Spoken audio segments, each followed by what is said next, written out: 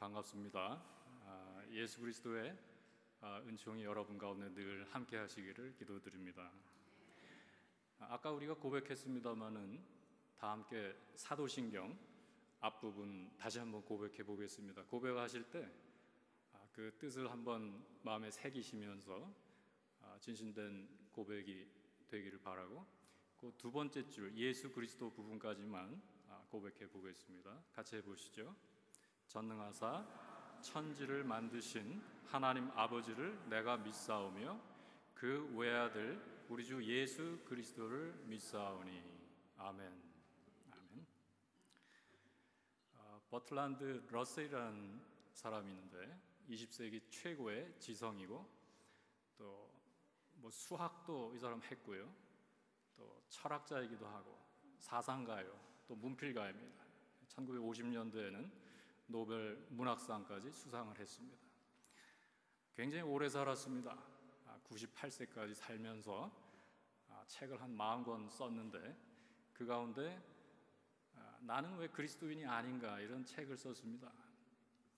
거기에서 이분이 이런 얘기를 해요. 세상에는 오직 두 종류의 신만이 존재할 수 있다. 그 첫 번째는 전능하지만 선하지 않은 신이고, 두 번째는 선하기는 하지만 전능하지 않은 신이다. 선하기는 한데 무능한 신이다, 이런 뜻이에요. 자, 이분이 지금 얘기하려고 하는 바가 뭡니까? 하나님이 정말 살아계시다고 하면은 세상에 이런 악이 그대로 존재하느냐? 전능하신 하나님이라고 하면은 왜 그냥 가만히 보고 있냐 이거예요. 그러나 여러분 한번 생각해 봅시다. 과연 가만히 있다고 해서 무력한 것일까? 그렇지 않거든요. 어떤 사람이 일방적으로 매를 맞고 있다고 하면 거긴 두 가지 가능성이 있는 겁니다. 첫 번째는 그 사람이 너무 약해서 대항을 할 수 없는 상황일 수가 있고, 또 두 번째 가능성은 그 사람이 너무 강하기 때문에 상대가 다칠까 봐 배려를 하고 있을 그런 가능성이 있습니다. 그래서 이 무술 고단수자들은 굉장히 몸조심을 한다고 그래요. 길 가다가 누가 시비를 걸어와도 그냥 웃으면서 그냥 지나갑니다. 근데 이 풋나기들, 뭐 태권도 배운 지 한두 달 되는 이런 사람들, 주로 이런 동네 양아치들, 이런 사람들이 오히려 폼을 많이 잡고 다니다. 여러분, 이 비슷한 상황에 지금 하나님께서 왜 가만히 계시냐? 세상에 악이 이렇게 창궐을 하고 있는데 왜 지켜만 보고 계시냐 했을 때, 이건 하나님이 무능해서가 아니라 전능해서 그런 겁니다. 그거 콧김이를 한번 잘못 부시면 다 날아가 버리는데 그거 어떻게 하겠어요? 그래서 존 레벤슨이라고 하는 유대인 학자가 있습니다.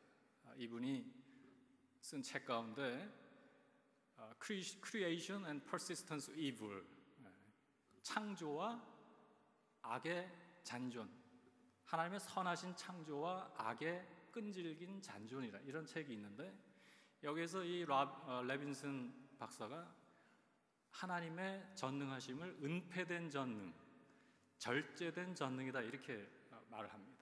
다시 말해서 하나님은 전능하시지만 악을 그때그때 응징하지 않으시고 갈 때까지 내버려 두신다 이거예요.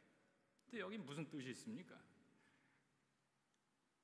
언제까지나 그렇게 하시지는 않는다는 거예요. 여러분,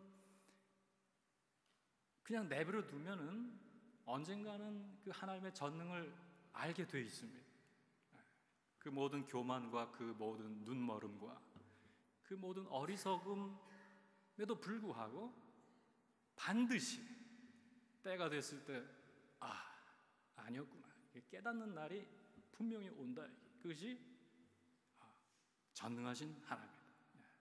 그렇기 때문에 우리들은 하나님의 전능하심이 겉으로 잘 드러나지 않는다고 해서 그 하나님의 전능하심을 무시하거나 우습게 여겨서는 절대 안 됩니다. 늘 겸허한 마음으로 그 전능하신 하나님을 믿고 바라보면서 걸음걸음 진실하게 살아가야 되는 이유가 거기 있는 것이죠. 우리 예수 그리스도 안에도 이러한 전능한 하나님의 모습, 동시에 은폐되고 절제된 전능의 모습이 있습니다. 예를 들어서 예수께서 잡혀가시던 날에 예수님의 제자 한 사람이 칼을 빼서 그 대제사장의 졸개의 귀를 잘라버렸어요. 그때 예수께서 칼을 거두어라, 칼 쓰는 자는 칼로 망한다 하시면서 하신 말씀이, 내가 지금이라도 아버지께 부탁해서 천군을 동원할 수 없는 줄 아냐, 이렇게 말씀하셨죠. 그리고 그 졸개들한테 잡혀주셔요. 그 사람들한테 끌려가 줍니다.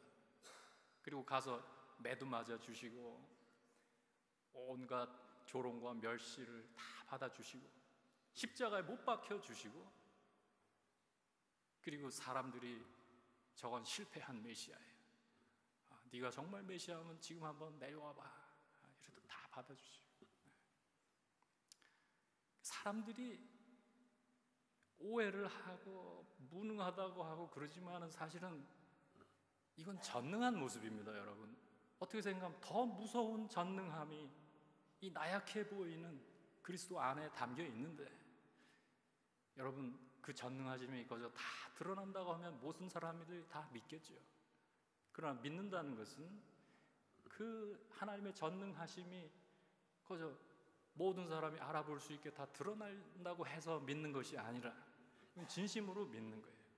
그렇지 않아 보이지만 그러나 그 속 깊은 하나님의 그 마음과 그 배려를 이해하면서 믿는 것, 그것이 믿음인 것입니다. 자, 그래서 우리가 그 믿음을 오늘도 고백한 거예요. 전능하사 천지를 만드신 하나님을 제가 믿습니다. 그 외아들 우리 주 예수 그리스도를 믿습니다. 근데 여러분, 정말 그 믿음으로 지금 고백을 하셨는지 모르겠어요. 어떠세요?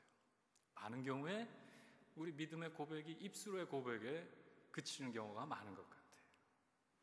그렇게 고백은 하고 뭐 예배는 드린다고 하는데 그 살아가는 모습, 그 하루하루의 그 진면목을 진솔하게 돌아봤을 때 과연 이것이 진정한 믿음의 고백이었는가 의심될 때가 많이 있는 거죠.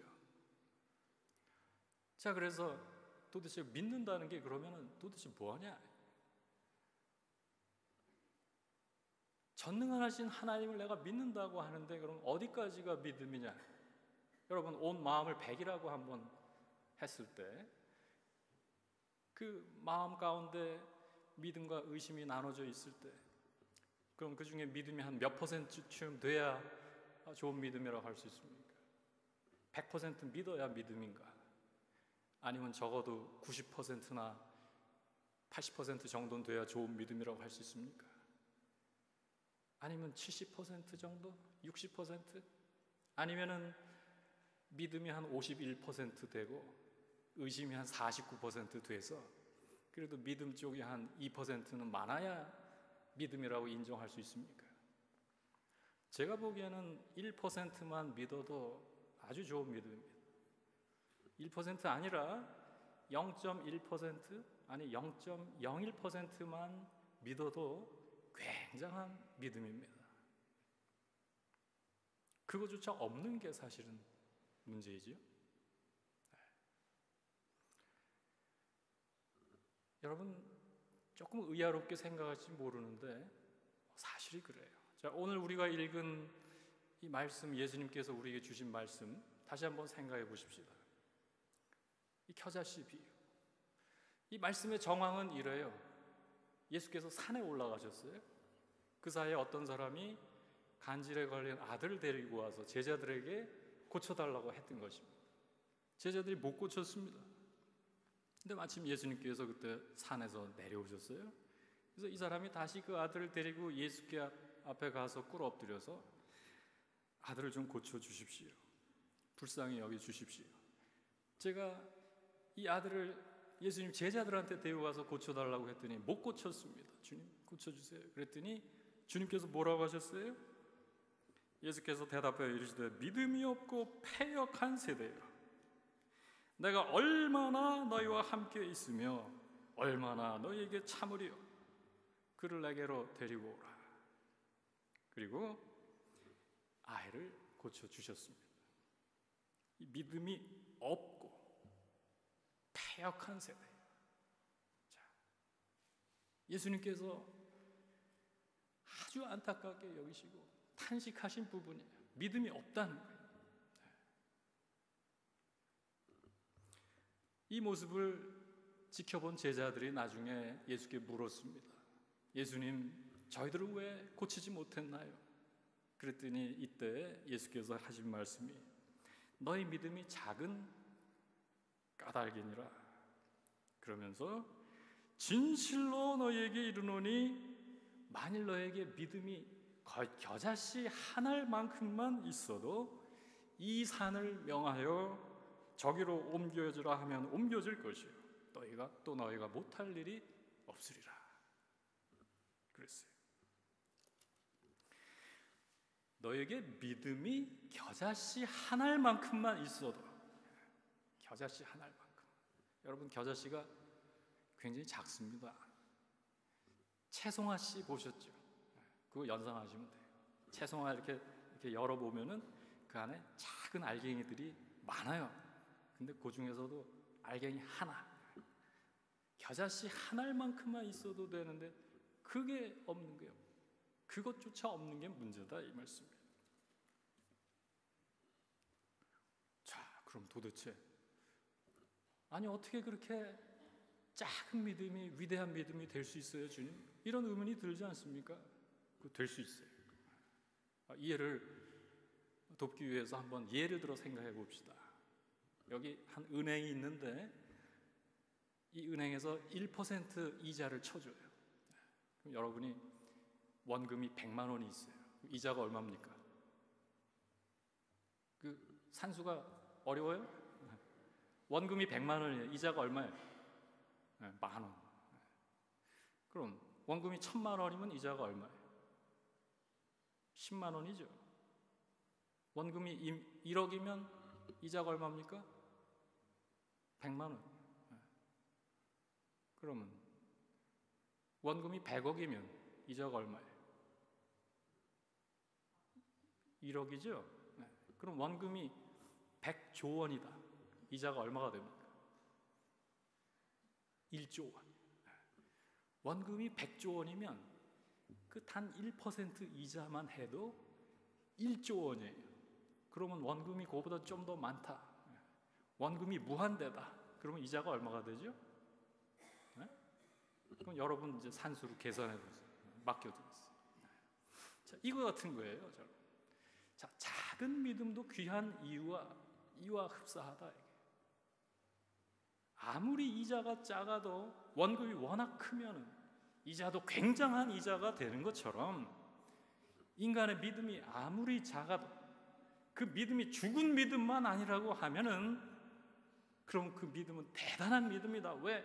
우리가 믿는 하나님이 워낙 크시고 워낙 강대하시고 여러분 그 사랑은 끝이 없고 그 은혜가 너무너무 깊고 그 능력은 헤아릴 수가 없고 이 하나님 때문에 이 형편없는 인간의 믿음이지만 그러나 그 믿음이 이 겨자씨처럼 그래도 죽지 않고 살아만 있다고 하면 그러나 아무 문제될 게 없다 이게. 그렇기 때문에 겨자씨 한 알만큼만 있어도 되는데 그것조차 없다고 예수님이 탄식을 하신 것입니다. 결코 작은 믿음 아니에요. 조그만 거. 그리고 여러분 걱정하지 마세요. 내가 왜 이렇게 믿음이 없나? 사람이 원래 믿음이 없어요. 온전히 믿기 어려워요. 나는 왜 이렇게 엊그제 성령 충만한 줄 알았더니 오늘 왜 이 모양 이 꼴이 또 됐나? 이게 다 그렇습니다. 사실 나 자신의 믿음의 상태와 영적인 컨디션과 나의 행동 거지, 나의 삶의 모습을 스스로 돌아볼 때 99%가 온갖 믿음과 어둠과 방황과 혼란으로 가득할지라고 해도 그 가운데 단 1%, 아니 0.1%만 살아서 그 위대하신 하나님, 광대하신 하나님을 바라보는 이 겨자씨 믿음으로 생명을 유지하고만 있다고 했을 때 그 사람 문제될 거 하나 없습니다. 네. 하나 없어요. 그게 없어. 그것조차 없는 게 문제다. 그렇기 때문에 예수께서 오늘 우리에게 기대하신, 하나님께서 우리에게 기대하시는 믿음이라는 것은 완벽한 믿음 아니에요. 여러분, 인간의 믿음은 완벽할 수가 없습니다. 온전하게 하나님을 믿으신 분은 우리 주님밖에 없어요. 네, 여러분 생각해 보세요. 죽기까지 순종하신 게 뭡니까? 믿음이에요. 믿음. 네, 근데 우리는 믿는다고 입술로는 하지만 잘 안 죽잖아요. 네, 네. 한 알의 밀알이 땅에 떨어져 죽으면 많은 열매가 되고, 한 알 그대로 있으면은 그대로 있으면 한 알 그대로 있다 그랬는데, 전능하신 하나님 고백은 하면서 누가 죽습니까? 잘 안 죽잖아요. 이게 우리의 현실이에요. 근데 그런데도 불구하고 예수 그리스도만큼, 그 분량만큼 되지 못해도 그러나 작은 믿음만 있어도 하나님 인정해 주신다. 그것조차 없는 게 문제지. 그래서 하나님의 역사가 나타나는 곳마다 이 별 볼 일 없는 인간의 작은 믿음 한 조각과 이 광대하시고 위대하시고 영원하신 하나님과의 만남이 있는 것입니다. 여러분, 아브라함 얘기 아시잖아요. 믿음의 조상이라고 하지만 성경을 자세히 읽어보세요. 이 사람 믿음 생각보다 그렇게 대단치 않아요. 의심이 많습니다. 계속 실패하고 방황하고. 그래도 그 사람이 그렇게 인정받았던 거는 그 겨자씨 하나가 있어서 하나님이 그래 그만하면은 너는 그래도 믿음의 조상 자격이 있다 이렇게 된 거지. 100%짜리 믿음은 절대 아닙니다. 자, 그러면은 오늘 예수께서 우리에게 예배 시간에 지금 하신 말씀이 뭐예요? 뭐 그렇게 대단하게 굉장하게 완벽하게 믿으려고 하지 말라 이거예요. 그건 안 되는 얘기고, 그러나 그래도 작은 믿음이라도 지켜라. 겨자씨 하나인 거라도 간직해라. 그것조차 없어서 문제다. 자, 여러분, 이 시간 예수께서 저희들 가운데 오셔서 다시 말씀하십니다. 믿음이 없고 패역한 세대야. 여러분 뭔가 찔리지 않습니까? 이거는 옛날에 그 사람들한테 주신 말씀 아니에요. 지금 예수 믿는다고 모여있는 우리들에게 주님께서 똑같은 탄식을 하신다. 믿음이 없고 이 패역한 세대, 내가 얼마나 너희와 함께 있으며 얼마나 너에게 참으려. 자, 예수님이 또 말씀하십니다. 내가 진실로 너에게 이르노니 만일 너에게 믿음이 겨자씨 한 알만큼만 있어도 이 산을 명하여 저기로 옮겨지라 하면 옮겨질 것이요 또 너희가 못할 일이 없으리라. 여러분, 겨자씨 한 알만큼만 있습니다. 결국 하나님께서 오늘 우리에게 주신 말씀이에요. 뭐 이렇게 대단한 믿음 없는 게 문제가 아니라 그 작은 믿음조차 없는 게 문제라고 오늘 우리에게 말씀하십니다. 여러분, 오늘 주님의 이 말씀에 여러분은 뭐라고 응답하시고 또 뭐라고 본인의 설명, 내 믿음을 내놓으시고 또 그분을 어떻게 따르기를 원하십니까? 이 말씀을 가지고 우리의 각자의 삶 속으로 돌아가실 때 이제는 뭔가 뭐 그렇게 대단하지 않을지라도 그러나 어떤 믿음의 흔적과 그 씨앗과 증거가 우리들 안에 죽지 않고 살아있는 우리들의 걸음걸음 또 우리의 삶들이 될 수 있길 바랍니다. 특별히 그런 우리 비전교회 모든 성도들이 되시기를 바랍니다. 주신 말씀을 함께 묵상하면서 기도하겠습니다. 하나님, 저에게 믿음을 주시옵소서. 대단한 믿음 아니라도 좋습니다. 그저 겨자씨 한 알만 해도 그러나 죽지 않고 살아있는 믿음 주시옵소서. 그러한 믿음의 사람들을 이 교회에서 일으키시옵소서. 그 사명을 감당하게 하시고, 그리고 나아가 그 겨자씨가 많은 열매를 맺고 큰 나무를 이루고 많은 결실을 얻도록 이 교회와 성도들과 특별히 우리 정경성 목사님 축복하여 주시옵소서. 예수 그리스도의 이름으로 간절히 기도드리옵나이다. 아멘.